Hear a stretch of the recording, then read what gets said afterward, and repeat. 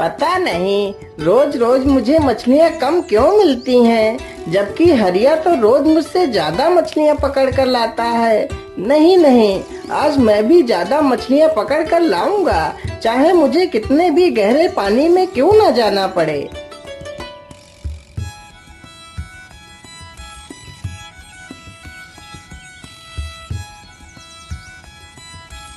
हरीराम ज्यादा मछलियां पकड़ने के लालच में अपनी नाव को गहरे पानी की तरफ ले जाता है।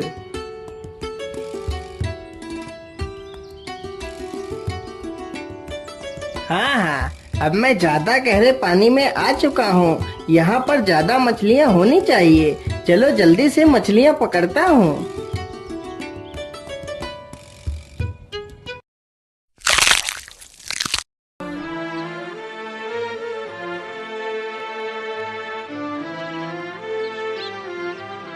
अरे वाह वाह, आज तो पहली बार मैंने इतनी सारी मछलियाँ एक बार जाल फेंकने से पकड़ी हैं। वाह वाह, आज तो मैं बाजार में ढेर सारे पैसे कमाऊंगा। हरीराम इतना कह ही रहा था कि तभी वहां पर एक सींग वाली मछली आ जाती है और हरीराम की नाव पर जोर से अपने सींग से वार करती है, तो हरीराम की नाव में छेद हो जाता है।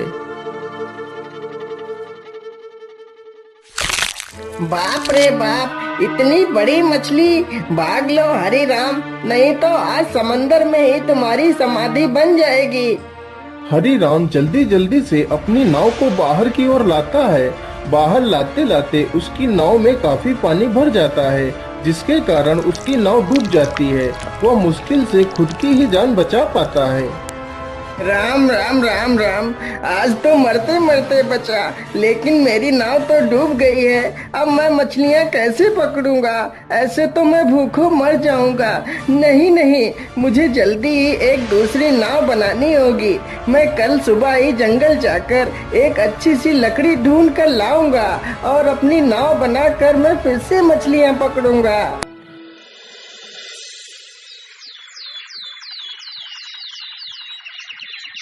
सुबह होते ही हरीराम कुल्हाड़ी लेकर जंगल की ओर निकल पड़ता है।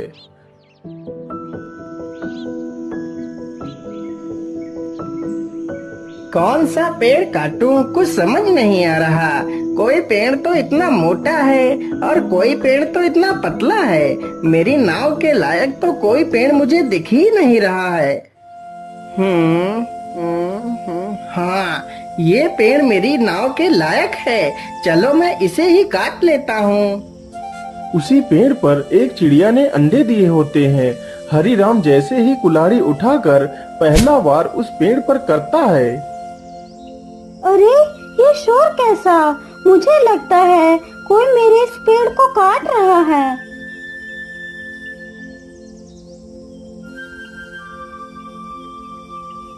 अरे भैया, आप इस पेड़ को क्यों काट रहे हैं? अरे चिड़िया बहन, मैं यह पेड़ काट कर अपने लिए एक नाव बनाऊंगा। लेकिन भैया, कृपा कर आप इस पेड़ को मत काटिए। इसी पेड़ पर मेरा घोंसला है जिसमें मेरे अंडे रखे हैं। यदि तुम इस पेड़ को काट दोगे तो मेरे अंडे नीचे गिरकर टूट जाएंगे और मेरा घर बर्बाद हो जाएगा। कृपा कर आप कोई दूसरा पेड़ काट लीजिए। अरे अरे, माफ करना चिड़िया बहन, मुझे पता नहीं था कि आपका घोंसला इसी पेड़ पर है। नहीं तो मैं इस पेड़ को कभी नहीं काटता। चलो चलो, मैं कोई दूसरा पेड़ काट लेता हूँ। हरीराम फिर से दूसरा पेड़ ढूंढने लगता है। अरे बाप रे बाप, मुझे लगता है बहुत जोर की बारिश आने वाली है। तभी जोरदार हवाओं के साथ बारिश होने लगती है। अरे राम राम राम, या तो बहुत जोर की बारिश आ गई। अब कहाँ छिपूं मैं? मुझे लगता है वहाँ पर कोई झोपड़ी है। चलो चलकर देखता हूँ।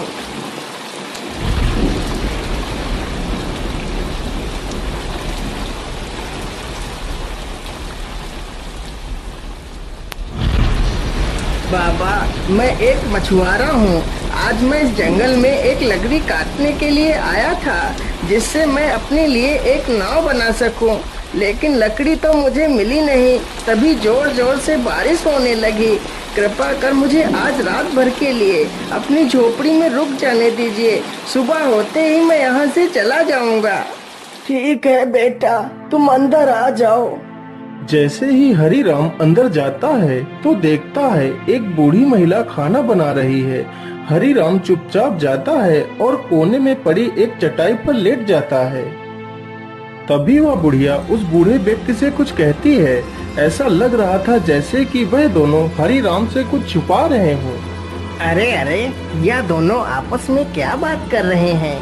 मुझे लगता है यह दोनों मुझसे कुछ छिपा रहे हैं। मुझे यह पता लगाना ही होगा, आखिर ये दोनों मुझसे क्या छिपा रहे हैं। हरिराम यह सब कुछ सोचने लगता है और चुपचाप सोने का नाटक करता है। अरे भाग्यवान, मुझे लगता है यह आदमी सो गया है।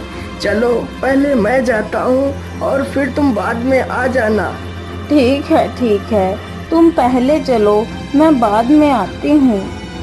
इतना कहकर बूढ़ा व्यक्ति अपने संदूक के पास जाता है और उसमें से एक टोपी निकालता है और अपने सिर पर रख लेता है। गीली गीली छू, उड़ जा तू। इतना बोलते ही वह बूढ़ा व्यक्ति गायब हो जाता है। इसी प्रकार वह बूढ़ी महिला भी संदूक के पास जाती है और अपने सिर पर एक टोपी रख लेती है। गिले गिले छू, उड़ जा तू। इतना बोलते ही वह बूढ़ी महिला भी वहाँ से गायब हो जाती है। यह सब देखकर हरिराम सक्का बक्का रह जाता है। अरे बाप रे बाप, ये मैं क्या देख रहा हूँ? ये दोनों कहाँ चले गए? हरिराम तुरंत ही संदूक के पास जाता है। अरे ये क्या? इस संदूक में तो एक और टोपी रखी है। तो क्या इसी टोपी की मदद से ही वह दोनों गायब हो गए हैं? चलो मैं भी इस टोपी को लगाकर देखता हूँ। मैंने टोपी तो पहन ली। चलो अब जल्दी से वह मंत्र बोलता हूँ। क्या बोला था उन दोनों ने? हाँ, गिली गिली छू, उड़ जा तू। जैसे ही हरिराम यह मंत्र बोलता है वह तुरंत गायब हो जाता है और वह एक राजमहल में पहुंच जाता है। तो देखता है बूढ़ी महिला और वो बूढ़ा व्यक्ति उसी महल में बैठकर खाना खा रहे हैं। हरिराम को वहां पर देखकर दोनों हैरान रह जाते हैं। चलो चलो भाग्यवान, जल्दी से हम सारे बर्तन अपनी झोली में डालकर यहाँ से निकल लेते हैं। वह दोनों राजा के घर से सोने व चांदी के बर्तन की चोरी करके उन्हें गरीबों में बांट दिया करते थे। दोनों जल्दी से कुछ बर्तन अपनी झोली में रखते हैं और वहाँ से चले जाते हैं। अरे वाह, क्या बात है! चलो मैं भी जल्दी से कुछ बर्तन उठा लेता हूँ।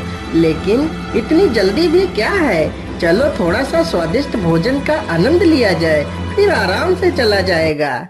इतना सोचकर हरिराम खाना खाने लगता है। अरे वाह, खाना तो बहुत स्वादिष्ट था। ऐसा स्वादिष्ट खाना तो मैंने अपने जीवन में पहली बार खाया है। लेकिन अब मुझे खाना खाने के बाद बड़ी नींद आ रही है। चलो थोड़ा सा सो लेता हूँ, फिर आराम से चला जाऊंगा। इतना कहकर वह वहीं पर लेट जाता है और सो जाता है। उसे सोते सोते सुबह हो जाती है। तभी वहाँ पर राजमहल का रसोइया आ जाता है। अरे चोर चोर, कोई पकड़ो इसे, आज यह चोर हमारे हाथ लग गया है। इतना सुनते ही सैनिक हरिराम को दबोच लेते हैं और राजा के दरबार में पेश करते हैं। महाराज, मुझे छोड़ दीजिए। मैंने आपके घर में कोई चोरी नहीं की है। मैं चोर नहीं हूँ, मैं तो एक मछुआरा हूँ। अरे मूर्ख, यदि तू मछुआरा है तो क्या मेरे महल में तू मछली पकड़ने आया था? अरे मूर्ख चोर, मुझसे झूठ बोलता है, रोज रोज मेरे महल में चोरी करता है। सैनिकों, इस बेवकूफ को ले जाओ और बीच चौराहे पर खड़ा करके जिंदा जला दो, ताकि ऐसा कोई दोबारा करने की सोचे भी नहीं।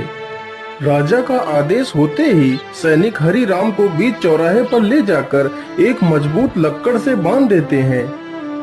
अरे राम राम राम, ये कहाँ आकर फंस गया?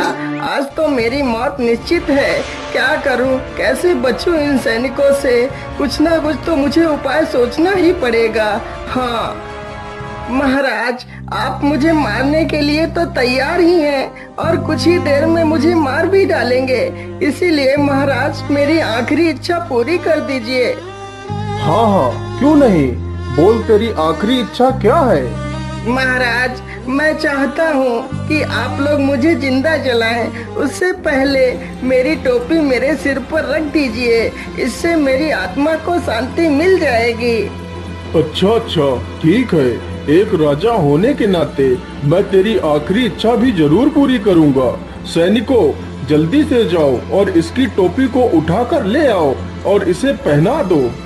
सैनिक तुरंत ही टोपी लेकर आ जाते हैं और हरि राम को टोपी पहना देते हैं। टोपी को पहनते ही हरि राम खुश हो जाता है। गीली गीली छू, उड़ जा तू। हरि राम तुरंत ही उस लक्कड़ समेत वहाँ से गायब हो जाता है। यह सब देखकर वहाँ पर खड़े हुए लोगों में भगदड़ मच जाती है। अरे भागो भागो, यहाँ से जल्दी से भागो और अपनी जान बचाओ, यहाँ पर भूत आ गया है।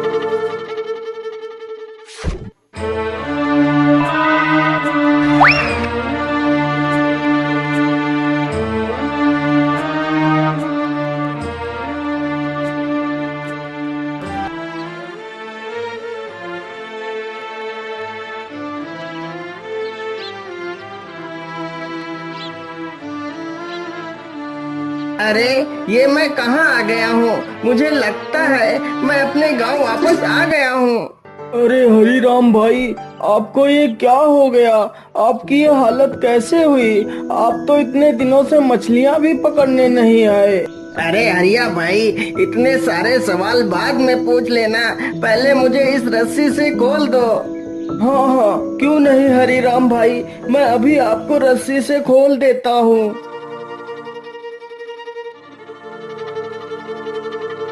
हरिया तुरंत ही उसकी रस्सियाँ खोल देता है। अरे वाह वाह, जिस लकड़ी की मुझे तलाश थी वह तो मुझे मिल गई। चलो अब इसी लकड़ी से ही अपनी नाव बनाऊंगा। इस प्रकार हरि राम लकड़ी को उठाता है और दोनों वहाँ से चले जाते हैं।